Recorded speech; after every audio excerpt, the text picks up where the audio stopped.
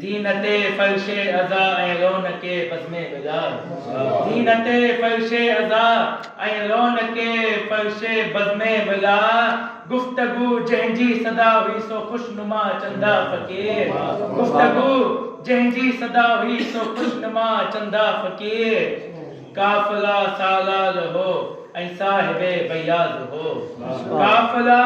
सालाल हो ऐं साहिबे बयाज़ हो मुहिब्बे सानिए खैरिन निसा चंदा फ़कीर हो मुहिब्बे सानिए खैरिन निसा चंदा फ़कीर मूं जॾहिं नोहो पढ़ियो पहिरियों दफ़ो ही यादि आहे मूं जॾहिं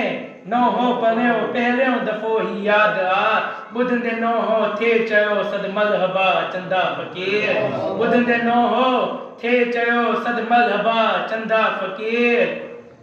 हुई संदसि ॾाढी अक़ीदत दुख तले शबीर सां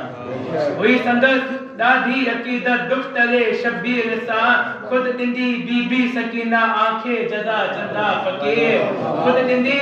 बीबी सकीना आंखे जज़ा चंदा फ़कीर उणिवीह शोभा सुबह सादिक दिल थी गिलिया ही ॿुधी उणिवीह शोभा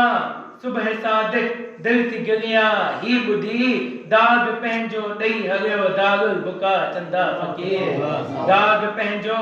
ॾेई हलियो दारुल बुका चंदा फ़कीर थिया संदई दुनिया में हामी पंज तन ॿारहं इमाम थिया संदई दुनिया में हामी पंज तन ॿारहं इमाम थिया संदई शाफ़ी महशर चालदा चंदा फ़कीर थिया संदई शाफ़ी महशर चालदा चंदा फ़कीर ऐं भाउ जो कुझु ड्यूटियूं मोहल में ॾींहं में उनखे अशार में बंदि करण जी कोशिशि कई आहे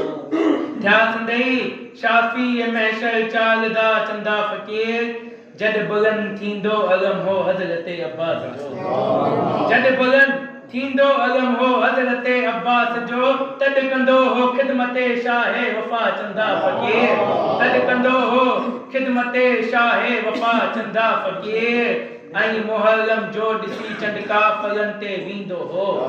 ऐं मुहर्रम जो ॾिसी चंड काफ़िलनि ते वेंदो हो रोअंदो हो शब्बीर जे ग़म में सदा चंदा फ़कीर रोअंदो हो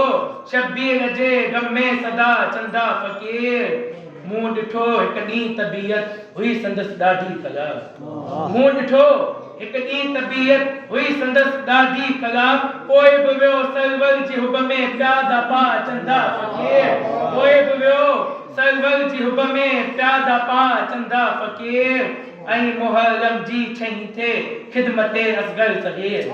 ऐं मुहर्रम जी छहीं ते ख़िदमत असगर सग़ीर पींगे खे हो गुस्ल ॾींदो बरमला चंदा फ़कीर जॾ मुहर्रम जी सतीं थींदी हुई बा आहो पुकार जॾ मुहर्रम जी सतीं थींदी हुई बा आहो पुकार झूले खे सिंगारींदो हो जा बजा चंदा फ़कीर हर मुहर्रम जी अठीं ते सेज कासिम घोट जी हर मुहर्रम जी अठीं ते सेज कासिम घोट जी पंहिंजे घर सिंगारे रखंदो हो सदा चंदा फ़कीर पंहिंजे घर सिंगारे रखंदो हो सदा चंदा फ़कीर ऐं मलसे खानी में भाचंदा जी महिनत आहे जेका काशिफो गुल मोहसिनो शोबी ऐं बाबर ही सभई काशिफो गुल मोहसिनो शोबी ऐं बाबर ही सभई तो बनाया मलसीए का केतला चंदा फ़कीर तो बनाया केतला